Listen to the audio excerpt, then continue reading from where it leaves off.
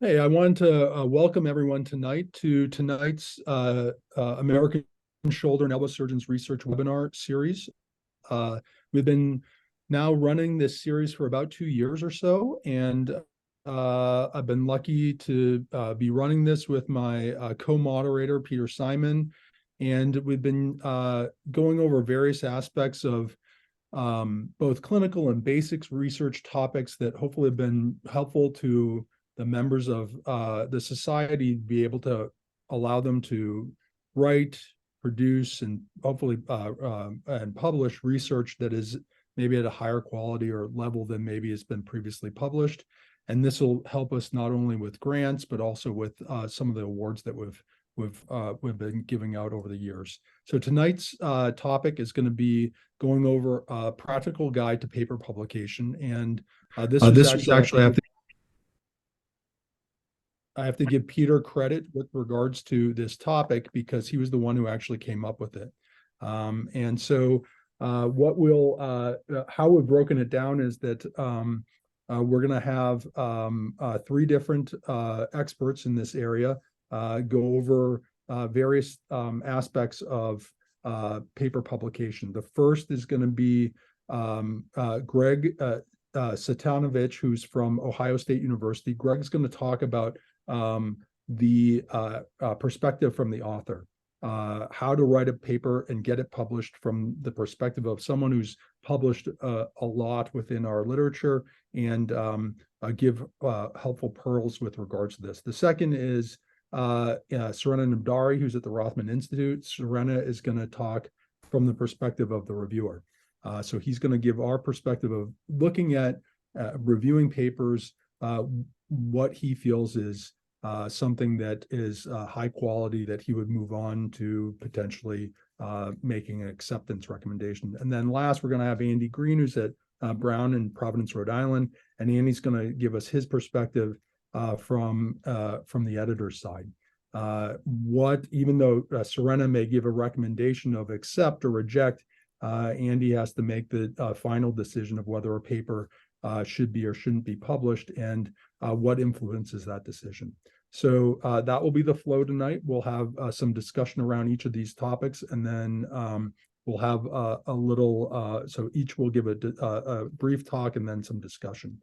We're going to have a small video from our sponsor, Smith & Nephew. We have to recognize them, that they've been really tremendous in being able to give us some funding to be able to support our webinar series tonight.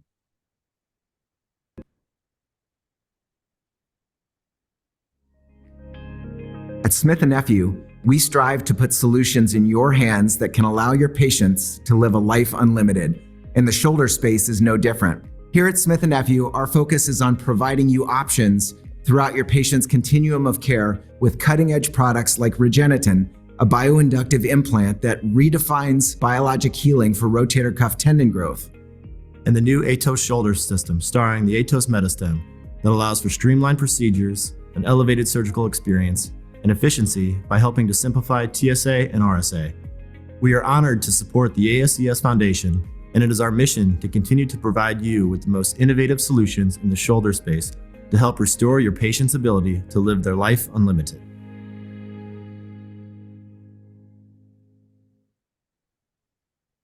Great. So again, we thank Smith & Nephew. And at this point, we will actually pull it over to Greg. And if he could pull up his slides, that would be great. And we'll get started. Thanks again, Greg. Appreciate it. Okay, thank you to Bob and Peter and everyone for the invitation. And I really look forward to learning from all of the participants with the discussion today. I certainly still have a lot to learn as an author, but I'll try to share some pearls and some of my experience. My disclosures are on the Academy website.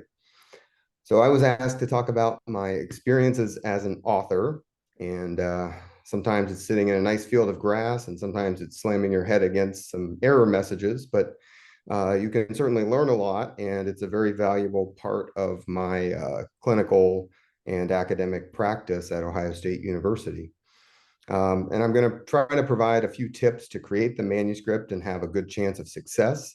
in the journal you're looking for. So my experience as an author started a few years ago. I looked back, it was about 10 years ago for JSES. I was a PGY2 resident, and I had a mid-author position publishing an article here. I had to honestly look it back up and see what we were doing at the time because it's been quite a while ago. Some of the things I learned from those early experiences was the ability to learn and work with experienced mentors. So I was junior resident, I worked with fellows, I worked with some attendings. Matt Preventure was the lead author, and Tony Romeo. And a lot can be learned from working with other experienced authors, especially as you're newer to research and preparing publications. And some of the things I learned through this process as an author were to work with my co-authors and mentors. And this ranges all the way from the start of the research project through the manuscript preparation and beyond. And teamwork is really, really important. We obviously love the Buckeyes, but this applies to research as well. And so your team needs to work together to develop the research questions that you're seeking to answer, define the methodology, perhaps providing the resources. As a resident, you don't have the clinical volume to generate patient samples on your own. You have to work with teammate, and sometimes you need to work in a multi-center setting, a multi-center study to answer the questions that you've set forth. Depending on the study, you need funding, certainly, from sponsors or grants to make that happen. And you need the right infrastructure to do this. It's rarely possible to do solo from ground up all the way through the paper and the publication. It's important to frame your project within clinical application. This is really critical. The journals are looking for we'll hear from the editors and reviewers, but the journals, I believe, are looking for things that their readership is interested in, things that are going to impact the field and impact clinical practice. And so if you're asking a question in your publication that nobody frankly cares about, that's not going to get you as far through the submission and review process. And then after all of that, you're working on the construction, refinement of the manuscript, and finally submission. So there's a lot goes into it before you even put the pen to paper or the to the computer. So it really takes time to develop and conduct good research. And I honestly believe this is the key to a high quality publication. It really pays dividends when you go to prepare the manuscript and submit the publication. In some cases, the manuscript can really write itself if you've based it off of a good quality research study and done the work on the back end. And so this begins in the early stages with picking a research question. One format is the finer, but it gives you a framework. You want a study that's feasible. You want something that you can actually do. If you set out to do a research study and you're unable to achieve it, you don't have the expertise, you don't have the funding, you're not going to get anywhere. You're not going to even be to the point of writing a publication. It needs to be interesting. It needs to be interesting to you to spend your free time, your evenings, and your clinical time and resources doing it. It needs to be interesting ultimately to the journal readership. There should be some novelty to it. Sometimes confirming knowledge in a new way is interesting, but new insights, building on existing knowledge, adding to the body of knowledge are things you should be striving for when you're designing your study and emphasizing when you're preparing your manuscript. Certainly it must be ethical, and this is part of any of these research studies. You need to have institutional review board approval, and that's going to be required for submitting and ultimately publishing the paper. And certainly it must be relevant, improving the understanding of the topic, inspiring authors to revisit their clinical practice or conduct more research in a related area and topic. And so you need to have a hypothesis with your study, determine the appropriate study design to answer the question. So if you want to do a comparative study and you design a level 4 study, you're not going to be able to answer your question of which implant is superior. You need to design the appropriate study beforehand and use that study design to help you answer the question and address your hypothesis. Certainly need IRB approval. You have to be doing ethical things with our research, both data and any interventions on patients, certainly in higher level studies, but really throughout studies. And you need to have a study where you can achieve a high follow-up percentage of patients. If you do a study and go through all the work, and then you get to the end and you have follow-up on 20% of patients, even 40, 50% of patients, your study has issues with statistics and bias, and the validity of the results is going to come into question through the review process, which we'll perhaps hear more about. Many journals, I believe, including JSES, are looking for 2-year clinical follow-up for most outcome measures. We can discuss if there's exceptions to this in the topic of the webinar, but this is something you often want to keep in mind for clinical follow-up. Submitting a shorter term follow-up study may run into problems in the review process. So with your research, you need to think about statistics, and you really need to think about this not as an afterthought. I think this is a very important part of preparing to write the publication.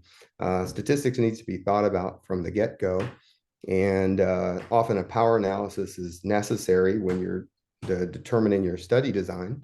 This helps you determine the appropriate sample size so that you can hopefully address your hypothesis, and you can have a reasonable chance of determining the expected effect size. And if your study is underpowered from the get-go, a negative result can be beta error, and that's going to be a problem through the review process there. So statistics needs to be planned both into the study design, and then needs to be carefully thought out in terms of data analysis. So you need to do the right statistics to analyze the data in order for your results to be appropriate, and therefore your conclusions to be appropriate and applicable. The results have to be presented clearly so people can follow them, and ideally they could essentially reproduce the data that you're or the analysis that you're generating. Certainly there are higher level analytic methods, machine learning, et cetera, that are coming into vogue, and these present different challenges with statistics and reviewing. But for many clinical studies, these statistics are something that many readers and reviewers are very familiar with, and you need to be doing the right ones off the bat to avoid troubles. If you don't know how to do statistics, you can certainly involve a statistician. This is often a very good idea, especially as the data start to be more complex. And you want to make sure you get this right so that you can get appropriate results and conclusions to your research before you get that manuscript sent off to the journal for review. So then how do you pick the journal to submit to? This is an important process because submitting to the wrong journal, submitting an ankle article to JSES is not going to go very far unless it's a distal tibia article, I guess. But you want to really target your article and your manuscript submission to an appropriate journal. This can be a combination of talking with collaborators and mentors for their suggestions. Very important to consistently read journals in the field and note where studies tend to get published so that you can have a conversation and dialogue with existing literature in that journal that the readers and reviewers are interested in and contributes to that journal's mission. And you can look at author instructions that the journals will publish on their websites. Sometimes if your abstract is presented at a meeting, you need to make sure you're not obligated to submit somewhere. That's just an important caveat. JSES, as all others, have author instructions and aims and scope of the journal, and this is something you want to take a look at. Very important to follow journal instructions. There's detailed instructions for the journals published. JSES has a manuscript submission checklist. You can print this off and check it off. You'll avoid a lot of delays in the publication process if you do things right the first time, so that it doesn't have to get sent right back for you to redo from day one. You want a good, concise title that's informative. Your abstract should follow the appropriate guidelines and emphasize your study and findings. This is what probably many readers will skim and look at. before they decide whether or not to read the remainder of the article. So this is important to put your key points in here, key findings. And this is really the highlights of your article. The introduction should set the stage, but it's not a literature review. This has to be succinct. This has to be informative and pertinent, but it shouldn't go on and be an extensive review article. In the methods, you have to describe that research design, including how did you select your subjects? What outcomes did you collect? How did you collect those? There should be references to relevant literature if you're using existing published methodology. And you have to describe your statistical methods clearly so that others understand what you did and how you analyzed your data. IRB approval should certainly be in there as well. In the results, this should be presented, in my opinion, in a logical fashion. Tables and figures can be very powerful here for highlighting results, but not necessary to double state findings in table and a figure and in the text.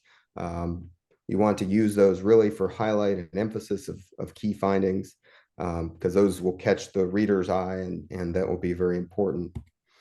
Discussion is where things kind of come together. So you presented your results and your findings. This is where you will summarize those key findings, important findings, and then bring it into the context of the existing literature. And you want to cite updated literature. Often many publications you'll cite will be from the journal you're submitting to, because you're doing topics of interest to that journal, but certainly throughout other journals as well. And then you want to honestly critique your manuscript with some limitations and directions for future study. So then you edit the manuscript. This shouldn't be a one draft manuscript and out the door. This needs to go through multiple rounds of revision with all the co-authors to have a high quality finished product that's ready for publication, ready for prime time. And then you submit it, you follow the instructions. You don't want to have delays where you did the page numbers wrong or the line numbers wrong. You really want to get those things as correct as you can so that things can be ready to go and you can get a good review process underway. And then you have a little bit of time to take a break. You finished your checklist. You can move on to a different project or just take a little time to relax. Often you'll come back and have a revision, and this is essentially always needed for publication in a top journal. We'll talk about that process, but don't be discouraged. Some of these are minor, some are more major, and this is something you want to take as seriously as the manuscript preparation. So I typically will review and read the comments at least several times myself. I'll discuss them with co-authors, especially the key points that are raised that require reinterpretation or reanalysis of data. And then I'll try to address as many of these comments as I possibly can, address them really completely. Sometimes you can't do everything that you want, that they want. You can't go back and change the original intervention in a study. You can add some discussion, add some of this to the limitations. But to the extent you can address their concerns appropriately, this is something that will really help to improve your manuscript and give you the best chance for acceptance. And a well-done revision often has a high chance of acceptance. I don't know the numbers on that, but I think it's if you do a good job with this and you get to the revision stage, you often have a really good shot to get your publication accepted. Not every submission gets accepted. Certainly we have emails like the bottom and your journal, your publication wasn't suited for publication in this journal.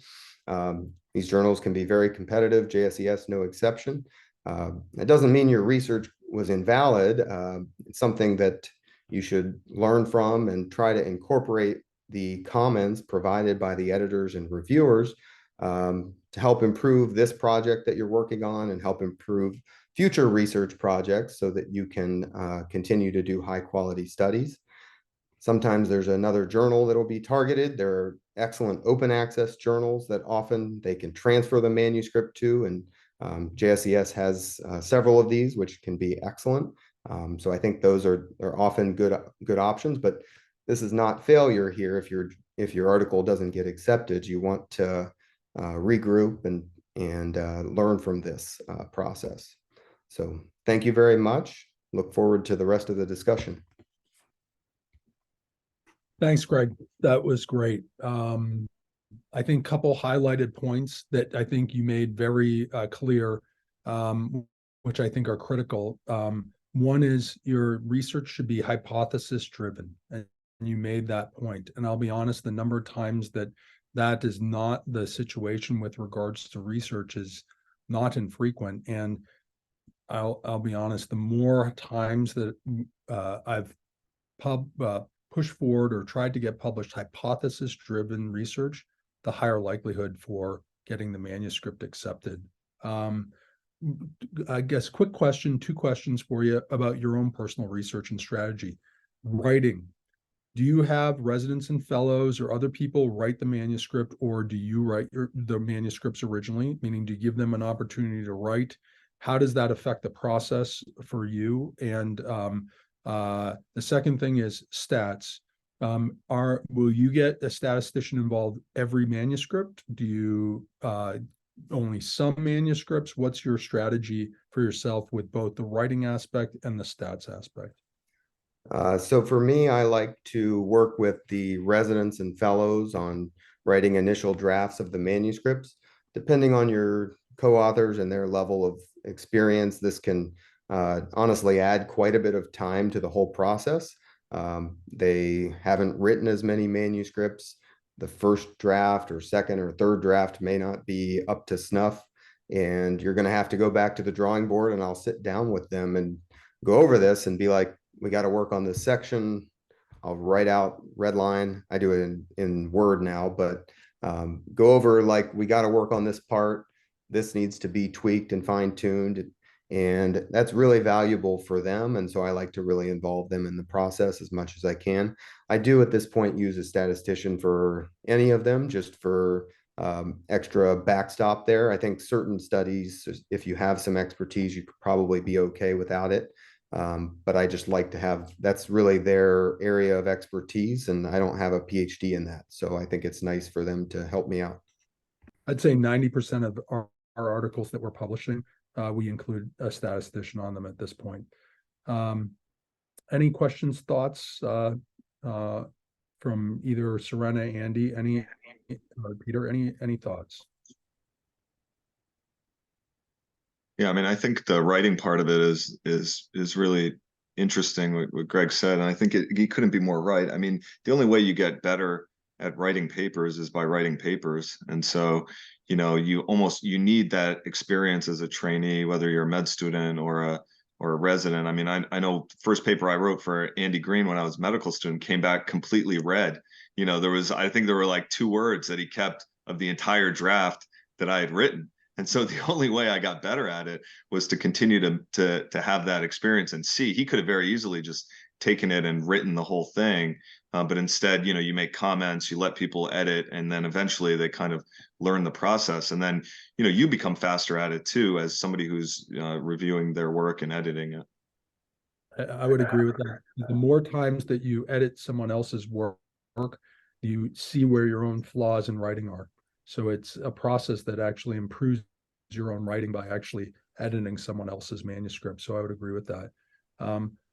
Couple of the other things I think we'll get into probably with either Serena's or Andy's talks. One of the things that I want to dig in to get Serena's thoughts is, as a reviewer, is when do you go straight up to an open access journal as opposed to going to a print journal? But Serena, why don't you pull up your talk, and maybe that can be part of the discussion. So Serena's going to give us a talk about the experiences as a reviewer as opposed to an author. Thanks. Sure, again, Serena. No problem. Thank you, Bob, and thank you, Peter and Steve, for the invitation and for planning this. My disclosures are on the Academy website. But I'll give you a little bit of background on my personal experience with journals, just in general. So I'm on the board of trustees at JBJS, so that's more of like a overview kind of role, the kind of higher level vision of the journal. I'm an associate editor at Shoulder and Elbow, which is a kind of a British shoulder elbow journal. And then I'm a reviewer for multiple journals. And that list has shrunk, I would say, over time. So I definitely reviewed for more journals early on, and we can talk a little bit about that. And then I've been an author, plenty of publications and some high impact, but then plenty of low impact journals. You know, it's like Greg said, not every publication ended up in a high impact journal. And I've learned a lot from that in terms of what reviewers are looking for, what mistakes I made initially when I formulated the study. You know, initially my aspirations for all the studies that I've done have been high, but some just don't pan out that way, and you end up having to accept some level of failure. So Bob and Peter asked me to talk about really three things, and so I'll focus this talk on these three topics. So how to start reviewing, you know, if that's something that you're interested in, why you might or might not be interested in doing it. Tips for a good review, so just kind of 5-step approach to how to provide a good review to the editor. And then just some, I know Greg was going to talk about tips to write a quality paper. So I wanted to focus more on my 5 pet peeves for papers when I'm reviewing that kind of irritate me or may make me less likely to recommend for publication. So why review? I think the cons are pretty self-explanatory. I mean, one is it takes time. I mean, it's not a quick process. You have to read an article. You know, sometimes these are 20, 25-page articles. You're a busy person with a busy surgical practice. And so it takes you away from other things that you might want to be doing or need to be doing. It's unpaid, so you don't get paid to review articles. A lot of the other things that we do clinically or maybe interfacing with industry, we get paid for. This is not one of them. But I think there's some pros, and it's educational. You learn. I learn something every time I read an article. So I think that's obviously the number one reason to review. You get a sneak peek into what's coming. You know, other people may not see the article that you're going to read, and so you understand something new or innovative that may be hitting the publications. You can gain CME from certain journals to do your review, so that can be a benefit for some people that may not have a lot of CME options. And then it's an avenue to leadership. You know, somebody who's reading your review, that editor of the journal or the associate editor of the journal is somebody that may have a leadership position somewhere else. And if you do a good job and you do it consistently, they'll remember that, hey, you know, so-and-so was a really good reviewer. They have a good eye for science. Maybe, you know, Bob will put him on his next webinar. So when it comes to how to get into reviewing, you know, there are a lot of decisions that we make that are complicated. We wonder, how do we even get started to do this? Reviewing is really not one of them. I mean, this is not a hard thing to start reviewing for journals. It's pretty easy. And so there are 2 ways, really. One is they'll find you. If anybody knows this person who escaped from prison and in the Philadelphia area, was on the loose for about 2 weeks. My wife was locking all the doors and basically sleeping under the bed for a while. But they eventually found him, and they'll find you too. So if you have a particular skill set in a niche area, then a journal editor will find you to review a niche paper. If you publish a lot, then people will find you. If you were trained by somebody who's an editor of a journal, they will find you to review. So most of the time, or a lot of the time, you will be found to review and invited to review. Otherwise, you can offer your services. You know, if you send a message to Bill Mallon or plenty of other editors of journals and you say, hey, look, I'm really interested in reviewing for you, they're very unlikely to say no. I mean, if you have some level of experience, they're very likely to say yes. And in fact, they're going to thank you for showing up and doing it, because, you know, it can be hard to find people to actually take an interest in reviewing articles. And it's such a critical part of the peer review process that you need reviewers. So, you know, let's say you get to the point where you're suddenly reviewing, you get this email that says you've been invited to review this article, you accept it and you move on. So how do you actually do this in a efficient way? So here's just some general tips, and these are my 5 tips. And so first is, so these are just the general tips. So first is be on time. So nothing will irritate an editor more than if your review is consistently late and you have to get multiple messages. Eventually they'll get sick of you and they'll take you off of their reviewer list. You want to be complimentary to the authors. They spent a lot of time doing this research, writing the paper. They didn't write it and submit it for you to bash them and to bash their research. So the first thing you want to do is actually to be complimentary about what they did, because at some level, somebody was doing scientific work and it should be complimented.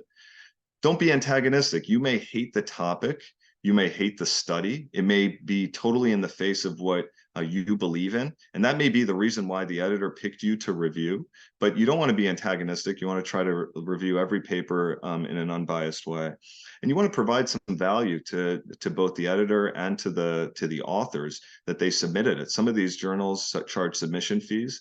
And so, you know, you want to provide some value in your review. And if you're looking for more kind of specific tips on how to give a good review, there's actually a very nice article by Dick Brand from CORE, and you can access it if you just type into Google. But it'll give you some, it doesn't mean you have to follow it exactly, but it will give you some really good tips.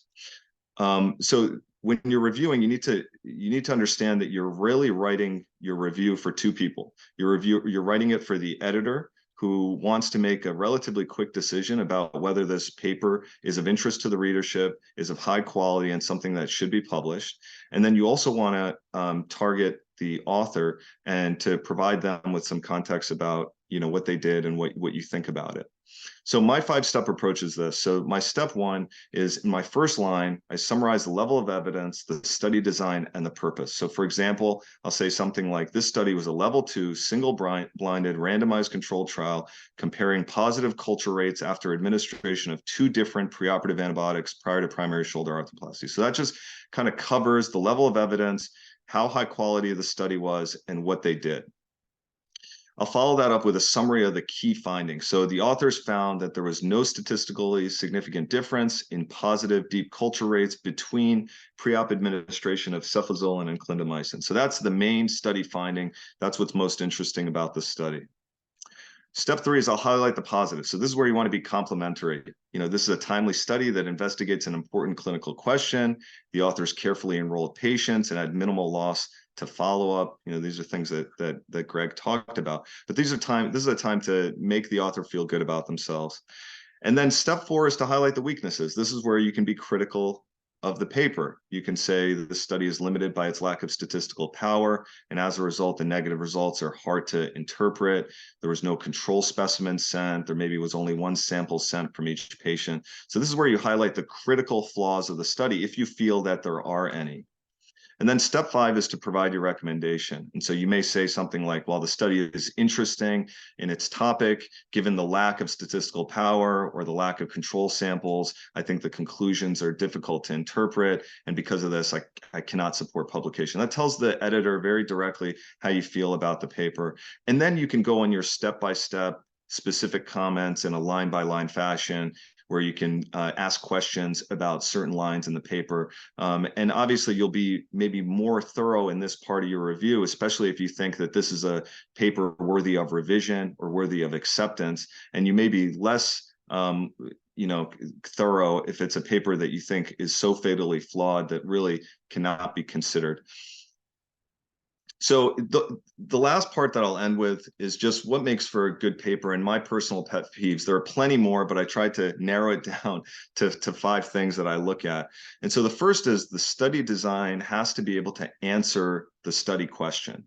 And so what I mean by that is, for example, if you were trying to investigate quality of sleep after rotator cuff surgery, there are different ways that you can do that, right? You could prospectively do a study where you gave patients sleep questionnaires at multiple time points after surgery, and you could prospectively collect that data.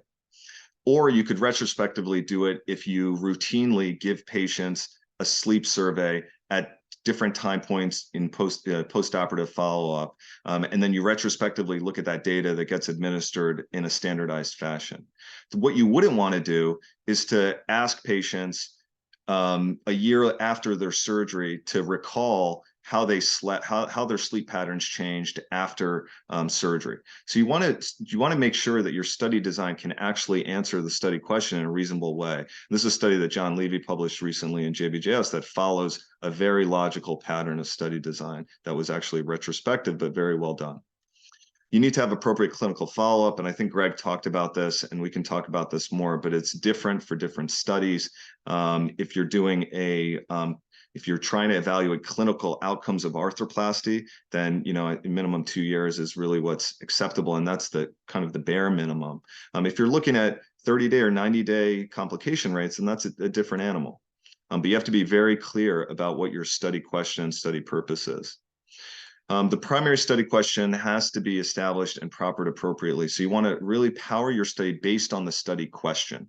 I've seen plenty of papers where they power the study on something that is not necessarily the main study question. And I think that's an important thing that I look at. The data cannot be overinterpreted. And I see this a lot. You have a level 4 study that's a case series, and you make some sweeping conclusion based on a level 4 case series. And this just leaves a bad taste in the mouth of a reviewer, because you're almost insulting the intelligence that somebody can't understand that this is not a high evidence study, that you can make definitive conclusions based on it. And that may be the difference between recommendation for revision versus rejection. And then finally, I think the discussion has to be organized logically. And I think this is the hardest thing in the writing for a lot of early writers, is that their discussions are pages upon pages and pages and paragraphs upon paragraphs. And it really dilutes the importance of the paper.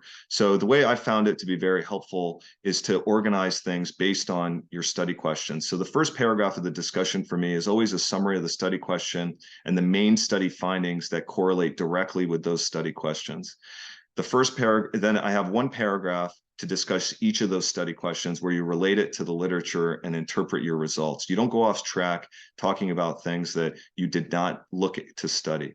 And then finally, it's just a limitations paragraph and a conclusion. And I think as you get better at writing, your papers actually get shorter and shorter, not longer and longer. And as a reviewer, I always respect the authors that are able to present the information that I need to know in a limited number of words, limited number of pages, and really highlight the key points. And honestly, a really great writer is Rick Mattson. So if you read a lot of his papers, they're short, they're to the point, and they just cover the study question and don't get too far into the weeds. So, I'll get off my soapbox now, and I'll let Bob and Peter take back over, but I'm interested in our discussion to follow. Thank you. That was perfect. Thanks, Serena. That was exactly right on target of what I was hoping that we would at least start to get an idea into your mindset of how to review papers, but also kind of how to write a good paper. You talked a little bit about from a reviewer standpoint of how to become a reviewer and how to make a good review. Is there a time where you would say that how do you go about so engaging in reviews is a smart way to go about doing this, but meaning getting interested, talking to the editors. But I think giving bad reviews is probably just as harmful as not doing them at all. So a bad review can actually be more harmful to you than not reviewing, if that makes sense.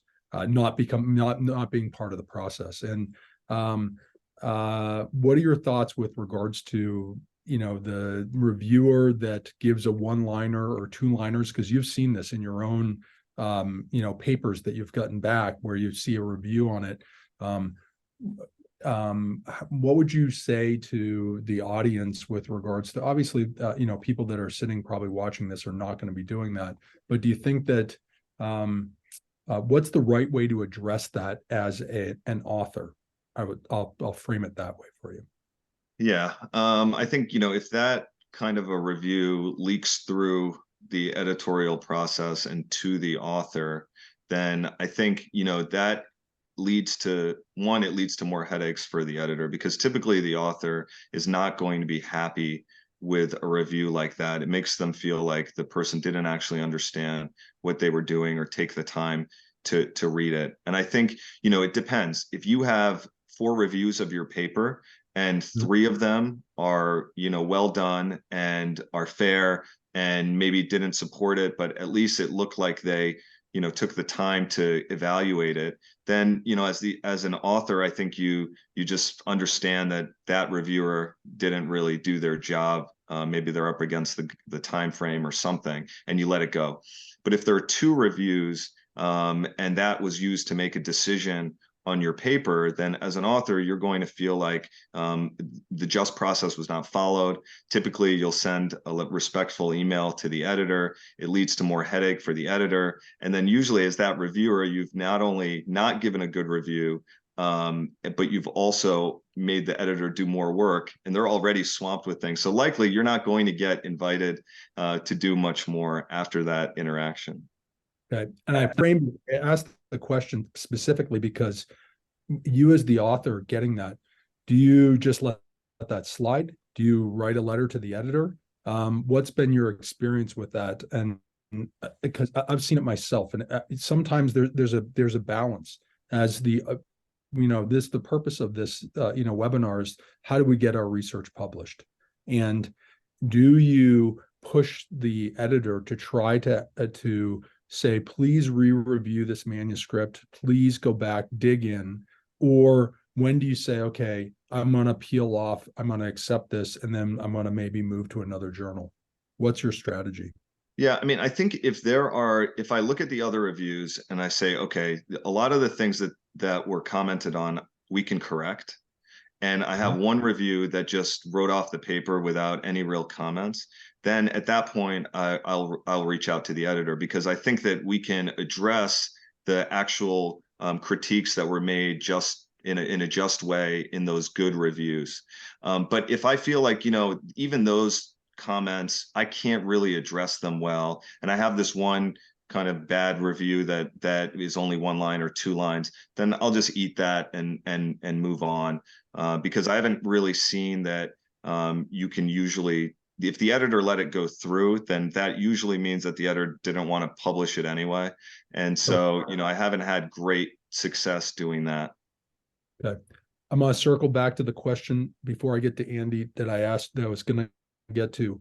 Going to a different, online, a lower impact journal to start. What is kind of your reasoning strategy from a publication standpoint that you'll decide that you want to go straight to a lower impact journal?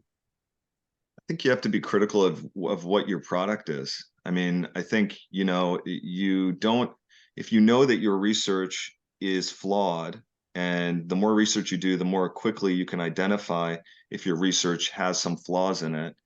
It doesn't necessarily mean that it's not worthy of publication. It may still add value, but it's just, you have to be realistic about where that study could get published. And so, even though I personally will set out to write every paper and to start every study as if it could be quality enough for JBJS or JSES or a high tier journal, sometimes it doesn't turn out that way. And so just because that was your initial goal doesn't mean you need to waste your time, the reviewer's time, and the journal's time, and sometimes your money submitting it to that type of place. So, I think as an author, it's important to have certain journals that you consider to be lower tier and that your study may be appropriate for. And whether that's open access or whether it's not open access, I think is up for debate. Okay, great. It's perfect. Any other questions for Serena? So in your opinion as a reviewer, what would be the statistical mistakes that you think will make paper unacceptable or unpublishable at all? Yeah, I mean, I think the things that we see that are one is power. If something is grossly underpowered and the results are negative, then that's just a hard study to look favorably upon. The second is fragility. So if you have positive results, but your numbers were such that 1 or 2 people in each cohort switching would have totally made your results negative, then I think that's another thing that you look at it from a statistical standpoint. I'm not good enough from a statistical standpoint to really, harp on somebody's multiple regression analysis or something more complex than that. So as a reviewer that's not a statistical reviewer, I'm looking more at power and fragility. And that's the benefit of having a stats editor that can then dig into those issues with regards to, and I know Andy has used it, I've used it as an editor, that having someone that with an experience in statistics to be able to assist you making the decision with regards to the finer aspects of the methods that were actually performed is definitely helpful. What do you think about 2-year follow-up? Just, I mean, and this is this is a touchy subject, and I think I just want to, there are people that are hopefully going to be watching this is like, well, I've got 1.5 year follow-up, or I'm gonna, it's like, where do you draw the line with regards to 2, and how have you found as a reviewer of you reviewing papers, is that a hard line in the sand that you'll say reject? And similarly, as the author submitting articles, have you submitted articles with less than 2 year? So are you kind of maybe submitting some things that you might necessarily as a reviewer reject? Yeah, so I've definitely had papers that had less than 2-year follow-up, and I think that the argument for why that's okay is that, frankly, a lot of our clinical outcomes don't change between year 1 and 2 in terms of patient-reported outcomes. So I think there's an argument that you can make there, but I think at some point you have to draw a line and you have to know where the game is played. And so when I have a paper where I have less than 2-year follow-up and it's an arthroplasty study, and my main study question was to evaluate patient-reported outcomes, I know that that's not getting in a higher tier journal. So that will get submitted somewhere else. If it's if I'm looking at radiographic results and I have 2-year outcomes, then that's good, but frankly, I mean, that's probably not enough for a lot of the things that we're looking at in terms of outcomes and survival of total shoulder. So I mean, there's some papers that frankly 2-year outcome is probably not enough. Yep. But I mean, I can understand the argument both ways. For me personally, if I think the study is really good and they had a minimum follow-up of 1.5 years for some patients, then I'll make a comment in the review that I think they should try to wait, 6 months or whatever it is, and try to get that additional follow-up on those patients, because the study has value and they still need to understand that that's the threshold that's currently set. Okay, that's perfect. All right, thanks, Surena. That was great. Andy, if you could pull up your slides, that'll be great. And so we're going to now kind of take the perspective from the editor. So probably incorporating a lot of the things that both Greg and Surena have talked about, but then looking at it from a higher level. So thanks again, Andy. So can you hear me? Yes, we can hear you Okay. great. Great. So first, Bob and Peter, thanks for the invitation and the opportunity to give my perspective. I have to say, Greg and Surena covered a lot of what I have in mind, so see if I can get through this fairly quickly. But the two of them are, and also Bob, are outstanding reviewers, and my experience with them has been really great. Let's see, there we go. So here are my disclosures. I'm a former deputy editor of Shoulder and Elbow for Journal of Bone and Joint Surgery. I'm on the board of trustees of Journal of Shoulder and Elbow Surgery and the reviewer for multiple journals. I couldn't even think of all of them.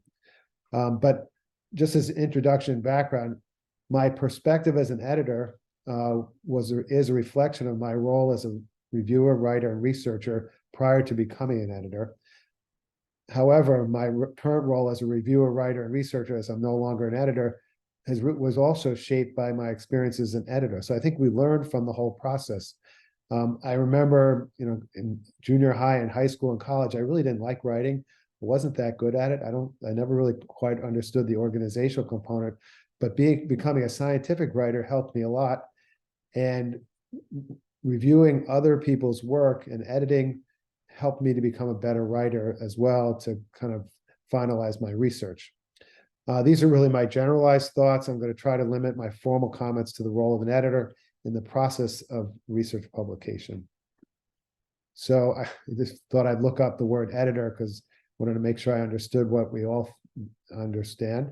And so an editor is someone who edits, especially as an occupation. That's not really what we do as journal editors, but to some extent. But I think the verb to edit is probably more relevant, and that's to prepare something as a literary material for publication or a public presentation, to direct the publication of, because in some ways an editor is in charge of what a journal's mission is and helps direct that. The deleting, that's part of the mechanical part of editing. And then that last part, that's a new part of the definition for editing in Merriam-Webster's dictionary, but that's not relevant to what we do. I have a lot of experience with a museum, and I work with curators, and in many respects, an editor of a journal is a curator. And a curator acquires, cares for, and develops a collection. So depending on the journal focus and the audience, the editor will have a particular direction or philosophy of how to, get the right research into the journal that they want and how to present it. The short answer is to my initial question is, what does a journal editor do? The goal is to get the best research available into the journal that you're editing, to curate it the way you would like it to be curated. But the reality is, what you get is the best research available to you. And it's also the best research you can get. So depending on what journal you're in, what level it is, you may not get the best research, but you're getting something that's has a scientific basis. There are many venues for publication. I think that's important for authors to understand. Not all research gets put in the best journal or the highest impact journal, and not all of the best research gets into the highest impact journals. Some of the best research ends up somewhere else. So the researcher and author should focus on optimizing all aspects of their work, and then it should stand on its merits. And I think especially Greg outlined a lot of key points on how to think about doing research, how to put it together, how to present it, and then to get it published. And then Serena kind of summarized what the review process is looking for. What are we looking for? Topics of current interest. Is the research or the subject novel or innovative? Are there previous similar publications so that this is just repeating something that was done before? Or is it similar but different and better? How is it different from previous work? Does the work add to our understanding of clinical medicine or basic science? And will it affect clinical practice? Is this a study that's just well done but irrelevant? Maybe it doesn't then belong in the highest impact journal. Or is it really relevant? And sometimes something that's very relevant might not be the best study construct, but it still could be very important. I'm going to kind of go through this way I think about it as an editor and as a reviewer, because I think those roles kind of intermingle, but you really need to have strong and appropriate methodology. What I learned is, as being a reviewer and editor, was you really need to quickly read the abstract, get a sense of what this is all about, and then I go to the methodology, because if the methodology is not good, then the study is not going to be good, and that really knocks it down. So you have to have a good study question and hypothesis. It's very common for someone to submit a paper without a hypothesis, and I'll often, as a reviewer, say, well, was there a hypothesis for this study? Because sometimes the study's just done and it becomes a data mining venture, and not just driven by the hypothesis. And a lot of times you may have a hypothesis at the beginning, and then after you've analyzed the data, other aspects come up, and that's part of it. But you can't just start a study for no good reason. Is the study design appropriate for the research question? I think Greg touched on that. And avoid or recognize potential biases. There are often many biases, predominantly in selection, but also in treatment, that a lot of authors don't quite recognize as they're putting together their manuscript or after having done the research. Statistics, it's no longer just t-tests and p-values. Statistics is far more sophisticated. I think if you review orthopedic literature, we've really made great leaps and bounds to become much more sophisticated in analyzing the data. And I think it's really important to consult with a statistician. It may be something that you don't need a statistician for, but I think it's still a good idea to consult with a statistician when you're doing a research project, unless it's a very basic case series. But if you're doing any kind of analysis, you need to have a statistician help you to ensure that you're using the right methodology. The results are what you get, and they're important in the context of the hypothesis and the methodology. You can't really change the results. It is what you have, but results have to be viewed within these contexts. And then there's the discussion. This discussion, I think, was outlined nicely, especially by Serena, but the discussion needs to synthesize the results into a coherent and meaningful story for the reader. I think it's really important in research to provide some conceptual understanding of the research and the topic, and not just report the results. I think it's very important to have an understanding of that. Not all, you can't say that 95% of patients did well, but really to delve deeper and to understand why certain patients did well or why they did not. And then lastly, this is a pet peeve of mine, is the conclusion supported by the results? It's very common for authors to write a conclusion that really isn't supported by the results of their study. And not just to use your conclusion to reiterate the results, but to to think about the results and come up with, is there something that we can conclude as a result of this research? As an editor, you're selecting reviewers. I think Serena touched on that nicely, but what I'm looking for is someone who's interested, diligent, thoughtful, and thorough, and knowledgeable of the subject. And you can volunteer to be a reviewer. And when that occurs, often what I did in the past was I would assign them an article as maybe the fourth reviewer, so that if they weren't very good at it, I wouldn't have to count on it. And then the question that came up was, what do you do with bad reviewers? I think there are opportunities, especially for younger reviewers, where an editor can educate the reviewer on the process, that, to help them understand how to go about it and how to do a good job. And then interestingly, some of the most accomplished and prolific researchers and authors are not always the best reviewers. And it's counterintuitive, but I think as an editor, you learn who's good and who isn't. So journal reviewing, I think in general, we strive to make it a really good process, but sometimes it's imperfect. I think the issue of, well, I have a really good study, but it didn't get into JSES. Not everything gets into JSES. There's a lot more research being done, a lot more publications, a lot more venues now. It is a peer review process. So the process of review isn't just accept or reject, it's peer review. And I think one thing we really need to be cognizant of and emphasize is that the goal of reviewing is to make research better, even for those who you're rejecting. So that, as Serena pointed out, it's really helpful to an author and researcher to give a good review, even for something that's not going to get accepted. It helps them to be better in the future. It helps them to get it published somewhere else. So I think that's an important point that often gets kind of overlooked. I think editors are invaluable, important, some perhaps underappreciated, especially when you have someone who's unhappy with with the decision they've received. I think as an editor, you kind of learn how to deal with those people. You definitely don't want to write a nasty letter to the editor, just complaining or discrediting the review process. That doesn't get you anywhere. You can be very tactful about a letter if you're going to write a letter to the editor, and that may help you get through the process. The editor requires and benefits from the input and assistance of reviewers, authors, and readership. So I think having worked with people like Greg and Serena and Bob and many other people in the process, you understand how important it is to get impact and input and assistance from them, and it makes you a better editor. So thank you for your attention, and be happy to answer any questions relevant to this.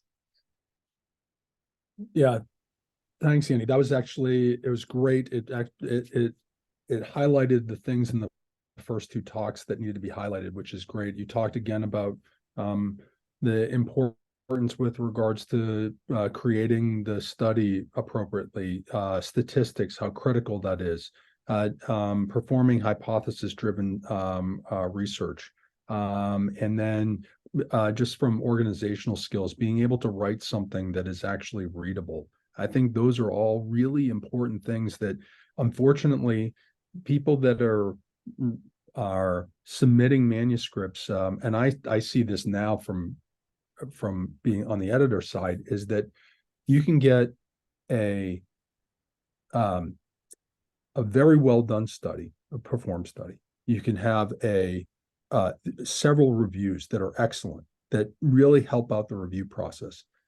But if the manuscript is written very poorly, it can become something that is on the bubble, or reject. And because of the amount of work that is required to push that manuscript into something that is publishable. And it's unfortunate. And for me, I know that it's going to be, it's good. I will work through those manuscripts, but it really is dependent upon the editor that's actually on the other side of the seat, that you could have a really great study, reviewers that do a great job and think that it's actually valuable research, but it doesn't get accepted because of the amount of work that's required to be able to get over the threshold of getting it into a publishable form. And I think you've seen that. I know that you've worked through those manuscripts, but I think a take home for some of the people that are actually on this webinar would be if you don't know how to write a manuscript appropriately, but you've done great science and you've actually got reviewers or you think that will be reviewed well, have someone help you write the manuscript so that from the editor's standpoint, that part of it is much easier. It would be interesting to know how you have responded to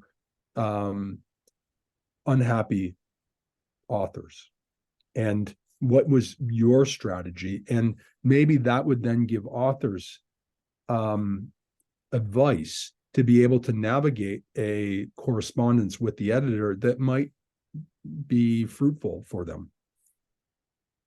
So fortunately, I haven't had to do that very often, but there are some authors who are well known for responding to negative decisions. And I think that as an editor, if it was a manuscript that was pretty good, maybe it was on the bubble, and you get a really well written, tactful, respectful letter, you're more likely to think about it again and maybe send it out for more reviews.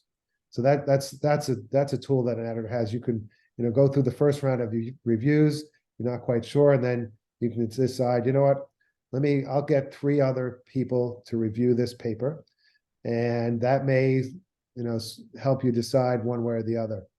I know some journals have workshops where there are papers that are on the bubble or controversial, and you get even more reviewers, and that ends up being unless JBJS was the associate editors became involved in that, and that can help as well.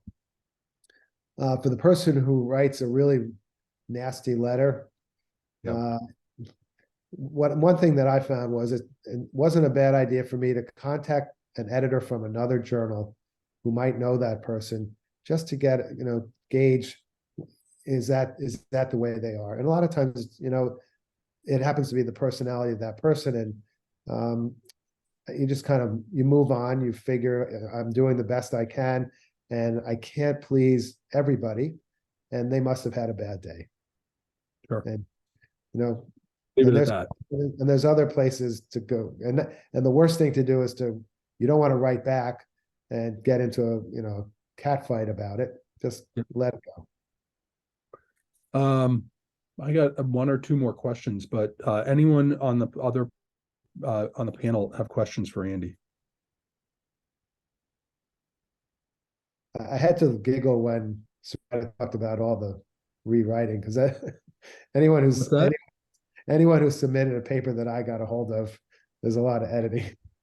But I think one thing advice that I could, and I've worked with a lot of medical students and residents and fellows, one advice I could give for writing is there's some basic aspects of style that come into play that aren't necessarily scientific, but they make your manuscript much easier to read and understand and clearer.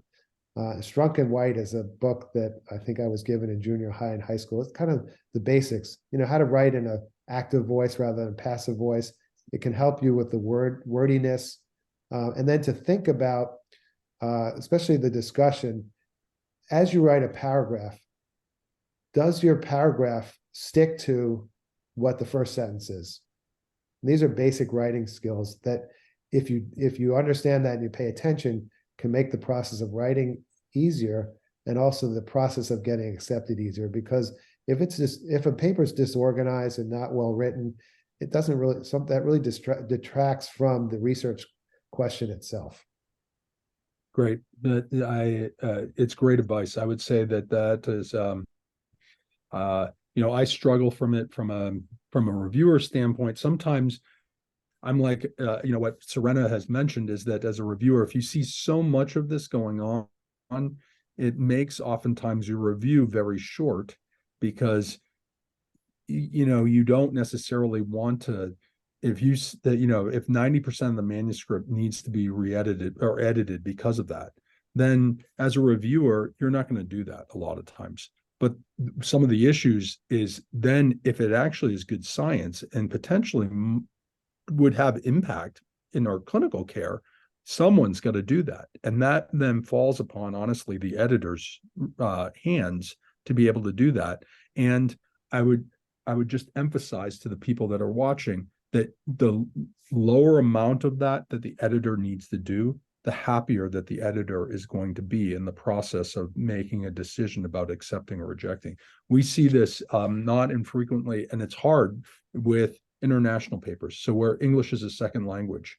And I know that Andy will see this as well, and that it can be challenging because that some of the science is just amazing, but it's struggling through the grammar where every sentence needs to be corrected, and that it can be really challenging. The other interesting experience I've had is you have a study that you think is well done, but the authors really haven't interpreted the data correctly. And I've done that where I've sent it back to the authors and say, you have to redo the statistics. The topic is of great interest, but you haven't really done the study right. And if you can do that, then we'll reconsider it. Because I recognize that there's something there, but I can't take it the way it is now. And, maybe if I'd been involved in the study, I would have done it differently. And if they can, but I wasn't. But if they can do that, that might give them a second chance. Sure. Okay. That's great. That's perfect. Any other closing thoughts on tonight's webinar? Again, I want to thank Greg, Serena, Andy for taking their time out tonight.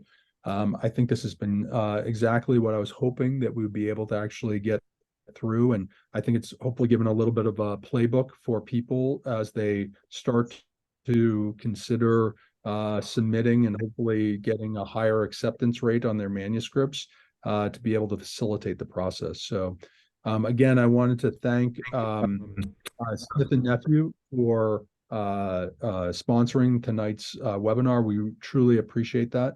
And please look out for the future for further research webinar series that will be coming up starting in 2024.